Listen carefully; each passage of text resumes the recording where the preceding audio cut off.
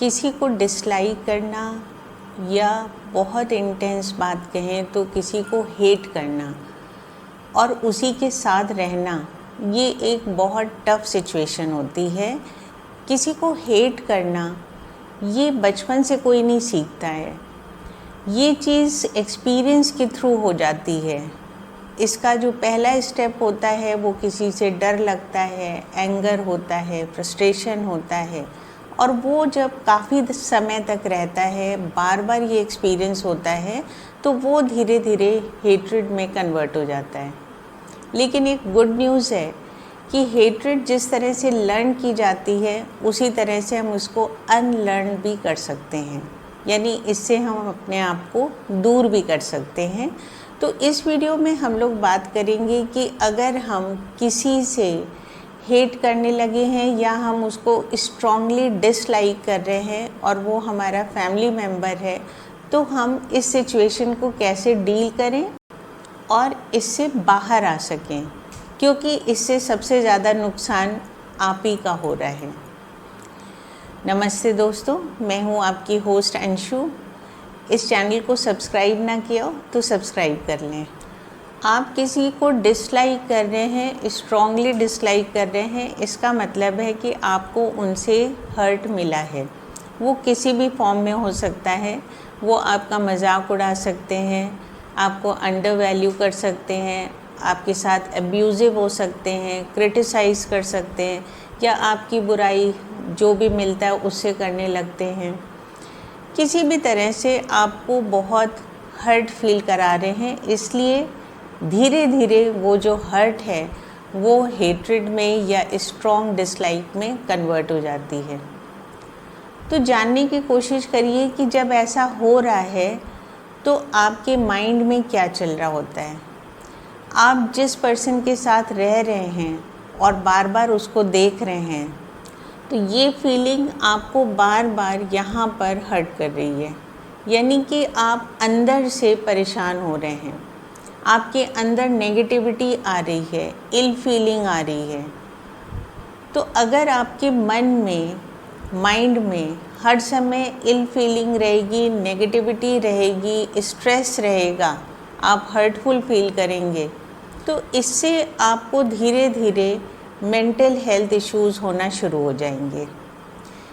Secondly क्या होगा कि जब आपको मेंटल हेल्थ इश्यूज़ हो रहे हैं तो आप अपनी फ़िज़िकल हेल्थ को भी ठीक से नहीं देख पाएंगे, और वो भी धीरे धीरे कुछ ना कुछ सिम्टम्स दिखाना शुरू कर देगी, क्योंकि बहुत सी ऐसी डिजीज़ होती हैं जिसका मूल कारण स्ट्रेस होता है। आपके अंदर मेंटल हर्ट है, मेंटल स्ट्रेस रह रहा है, तो वो आपको एक नॉर्मल अच्छी लाइफ लीड करने से रोकेगा, और आप सब कुछ होते हुए भी अपनी लाइफ को पूरी तरह से एंजॉय नहीं कर पा रहे हैं, क्योंकि आपके मन में हर समय वो फीलिंग रहती है, क्योंकि वो तो आपके फैमिली मेम्बर हैं जो आपको हमेशा मिलते जुलते रहेंगे, आप उनसे दूर नहीं हो सकते। तो यहाँ पर आप सबसे बड़ा नुकसान खुद का कर रहे हैं। तो इस चीज़ की अवेयरनेस आपके अंदर होनी बहुत ज़रूरी है कि ये जो सिचुएशन है इससे आपको कुछ ना कुछ हल निकालना है, क्योंकि इससे आपका बहुत बड़ा नुकसान हो रहा है। तो रीज़न समझने की कोशिश करिए कि इस डिसलाइकिंग का रीज़न कहाँ से ओरिजिनेट हुआ है। हो सकता है उस पर्सन से आपको कोई बहुत ज़्यादा हर्टफुल चीज़ें मिली हों जो कि आपके दिमाग में अभी भी हैं।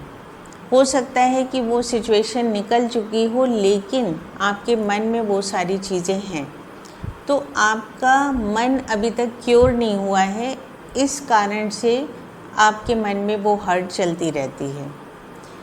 सेकेंडली, आप हो सकता है कि खुद ही इंट्रोवर्टेड पर्सन हो और अपनी फीलिंग्स को शेयर ना कर पाते हों, और आपको इस तरह के पर्सन से डील करना आता ही ना हो कि किस तरह से उनको जवाब दिया जाए, किस तरह से आप अपनी फीलिंग्स को उनके साथ शेयर करें। तो ये चीज़ें आपको आती नहीं है, यानी कि आपको सोशलाइज़ करना उतना आता नहीं है। कभी कभी कुछ लोगों की आइडियोलॉजीज़ अलग अलग होती हैं, कुछ लोग के कुछ बिलीव्स होते हैं, कुछ लोगों के डिफरेंट होते हैं। जैसे कि रिलीजन को लेके हो सकता है, पॉलिटिक्स को लेके हो सकता है, या और जनरल वैल्यूज़ और एथिक्स को लेके हो सकता है। तो कभी कभी हम लोग खुद भी एडजस्ट नहीं कर पाते हैं कि दूसरे की आइडियोलॉजी अलग है, तो हमें लगता है वो गलत है या हमारे अगेंस्ट है, जबकि हर एक को अपनी खुद की आइडियोलॉजी चूज़ करने का पूरा हक है। लेकिन हो सकता है कि ये चीज़ हम एडजस्ट नहीं कर पाते हों और इसलिए हमें ऐसा फील होता है कि दूसरा पर्सन मेरे अगेंस्ट है, तो हमारी डिसलाइकिंग उससे शुरू हो जाती है और वो धीरे धीरे स्ट्रॉन्ग हो जाती है। कभी खुद की लो सेल्फ एस्टीम होती है, यानी कि हम लोग खुद अपने ही कुछ क्रिटिक होते हैं, हमें अपनी उतनी वैल्यू नहीं होती है। तो जब दूसरा कुछ भी कहता है हमें बहुत जल्दी वो हर्ट कर जाता है और धीरे धीरे उस पर्सन के साथ डिसलाइकिंग बढ़ जाती है, क्योंकि हम लोग किसी भी तरह की नेगेटिव चीज़ों को एक्सेप्ट नहीं कर पाते हैं because of low self esteem. अब हम समझते हैं कि इस फीलिंग से हम लोग कैसे बाहर आ सकते हैं और अपनी लाइफ को हैप्पी बना सकते हैं। तो आपने कुछ लोगों को देखा होगा कि वो हर जगह आराम से एडजस्ट हो जाते हैं, किसी भी तरह के टफ़ पीपल होते हैं उनसे भी उनकी फ्रेंडशिप हो जाती है और हर एक से उनकी बात हो जाती है। फैमिली में भी उनके ऐसा नहीं होता है कि किसी भी पर्सन से इतनी स्ट्रॉन्ग डिसलाइकिंग हो। उनके विचार अलग हो सकते हैं लेकिन डिसलाइकिंग नहीं होती है। तो उन ट्रेट्स की हम लोग बात करते हैं कि उनमें ऐसी क्या बात होती है। तो इन्हीं चीज़ों को अगर हम भी अडॉप्ट करेंगे तो हो सकता है कि आप इस फीलिंग से बाहर आ सकें। तो सबसे पहले आपने देखा होगा कि कुछ लोग ऐसे होते हैं जो खुद भी अपने विचार शेयर करते हैं और दूसरों को भी अपनी व्यूज़ देने के लिए पूरा फ्रीडम देते हैं, यानी कि उनको ये परवाह नहीं होती कि दूसरा किस चीज़ को बिलीव कर रहा है। तो अगर आपको किसी चीज़ को लेके बहुत स्ट्रॉन्ग ओपिनियन है तो ये समझने की कोशिश करिए कि हर पर्सन को अपनी चॉइस से जीने का पूरा हक है। अगर किसी को कोई चीज़ नहीं अच्छी लग रही है जो आपको ठीक लगती है, या आपको जो चीज़ अच्छी लग रही है वो दूसरा डिसलाइक करता है, तो इसकी फ्रीडम होनी चाहिए। आप किसी के ऊपर भी अपनी ओपिनियन को इम्पोज मत करिए। तो आप अगर ऐसा सोचेंगे, हो सकता है कि जिस पर्सन को आप डिसलाइक कर रहे हैं आपको भी लगे कि यस, उसकी अगर थिंकिंग थोड़ी सी अलग है आपसे या बहुत अलग है, तो भी क्या फ़र्क पड़ता है। हर एक को अपनी चॉइस है, जो वो सोचता है, जैसे वो काम करना चाहता है वो करे। तो इसका मतलब ये हुआ कि आपको हर एक को फ्रीडम देना शुरू करना पड़ेगा। आप अपनी ही ओपिनियन को दूसरे के ऊपर शायद इम्पोज कर रहे थे, उससे अपने आप को विड्रॉ करना होगा। तो यानी कि लेट गो की पॉलिसी अपनानी पड़ेगी। कुछ चीज़ें जो आपको पसंद नहीं आ रही हैं उसको आप दूर कर दीजिए, उसके बारे में ज़्यादा सोचिए नहीं। तो सेकेंडली आपको अपनी कम्युनिकेशन स्किल्स पर ध्यान देना है कि आपको उनसे किस तरह से बात करना है। अब आपको मालूम है कि उनके विचार अलग हैं, या वो आपकी बुराई करते हैं, वो आपको नीचा दिखाने की कोशिश करते हैं, क्रिटिसाइज़ करते हैं, कुछ भी करते हैं। तो अगर आप उनसे बात कर रहे हैं तो आपको बिल्कुल काम एंड कंपोज्ड होकर उनकी बात को सुनना चाहिए, और जब उनकी बात हो जाए तो आप उनको उसी कामनेस के साथ में रिप्लाई करें। अगर आप भी वैसे एग्रेसिव हो के बात करेंगे तो आप दोनों में क्या डिफरेंस रहेगा, और एग्रेसिव हो के कोई भी सल्यूशन नहीं निकलता है।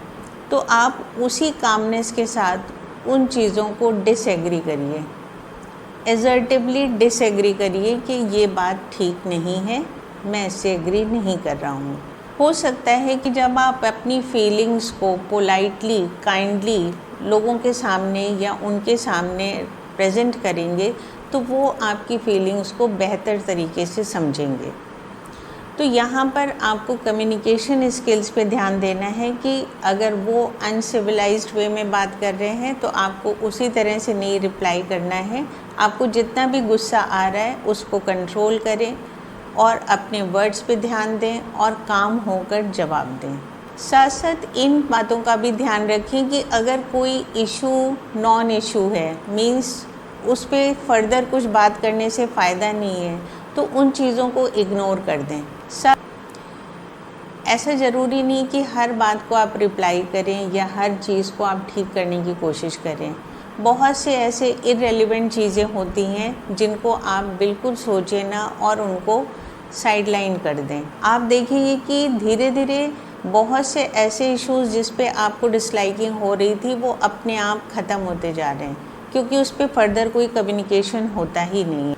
आपको अपने इमोशंस का हर समय ध्यान रखना है। जब आपने ये बात समझ ली कि ये जो नेगेटिव फीलिंग आपके मन में आ रही है और दिमाग में हर समय नेगेटिव इमोशंस रहते हैं, तो आपका ही नुकसान हो रहा है। तो जब भी आपको ऐसी कोई फीलिंग आए तो तुरंत अपने आप को स्टॉप करिए कि ये फीलिंग मुझे नहीं रखनी है। ये एंगर, फ्रस्ट्रेशन, जेलसी, इन सब को रखने से मेरा ही नुकसान हो रहा है, तो मैं इसको नहीं रखूँगा। अब आप क्या करेंगे?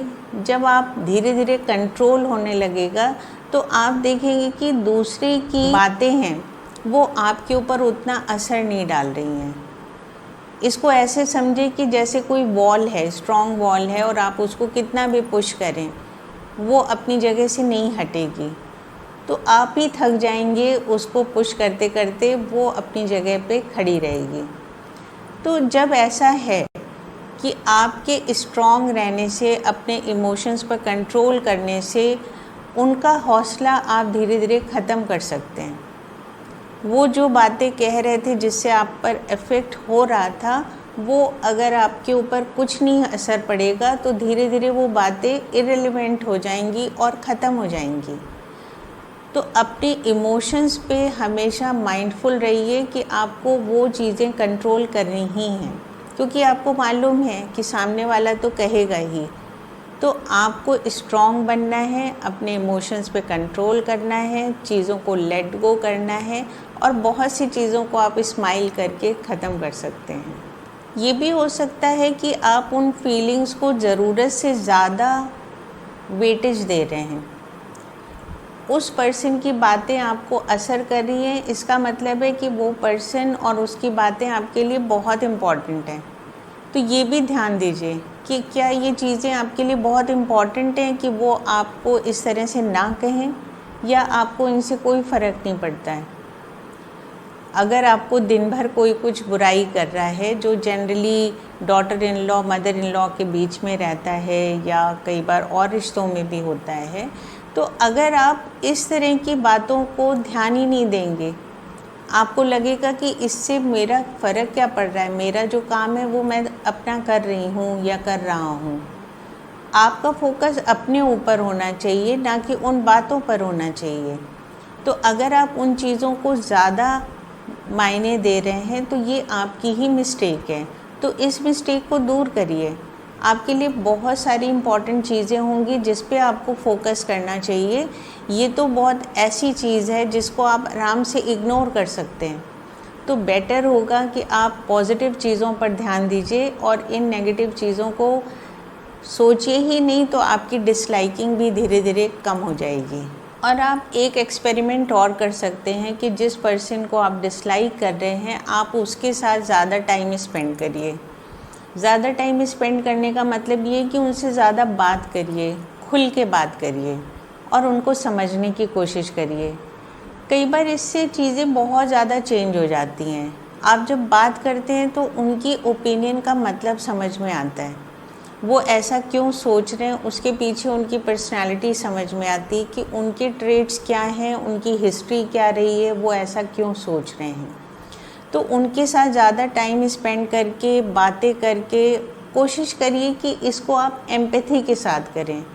इस ढंग से ना करिए कि आप उनको डिसलाइक कर रहे हैं। बस बात करिए, मिलिए, उनके लिए आप गिफ्ट लेके भी आ सकते हैं और उनसे ये खुल के बात करिए कि मैं इस रिलेशन पे काम करना चाहती हूँ या चाहता हूँ, ताकि हम इसको बेटर बना सकें। एक पॉजिटिव माइंडसेट रख के इस रिलेशन को ठीक करने की कोशिश करिए, क्योंकि आपको फैमिली में रहना है और आप दिन भर किसी को डिसलाइक करेंगे, वो आपके लिए ठीक नहीं है। तो क्यों ना उसी चीज़ को ही ठीक कर लिया जाए। और कई बार ऐसी भी चीज़ें होती हैं जो बिल्कुल चमत्कार जैसी लगती हैं कि जब आप किसी से इस तरह से एम्पैथी के साथ, पॉजिटिव माइंडसेट के साथ बात करते हैं तो आप देखते हैं कि रिलेशन जो बहुत ख़राब था वो बहुत अच्छा हो गया। तो इसको भी आप ट्राई कर सकते हैं। फाइनली अगर आपको लग रहा है कि आपने हर तरह के एफ़र्ट किए, सब कुछ किया, स्टिल वो चीज़ अभी भी वैसे ही है, ठीक नहीं हो पा रही है और आपसे बिल्कुल कंट्रोल नहीं हो रहा है, तो आप किसी और फैमिली मेम्बर की हेल्प लीजिए। आप किसी और को कॉन्फिडेंस में लीजिए, अपनी फीलिंग्स शेयर करिए कि आपको किस तरह से प्रॉब्लम हो रही है, और किसी थर्ड पर्सन जो इस चीज़ को ठीक कर सकता हो, आप उनसे बात करके इस प्रॉब्लम का कुछ ना कुछ सल्यूशन ज़रूर निकलवाइए। ये बहुत ज़रूरी है। इस चीज़ को ठीक करने से आप देखेंगे कि आपकी लाइफ में बहुत पॉजिटिव चेंजेस आ रहे हैं और सामने वाले के भी लाइफ में चेंजेस आएंगे।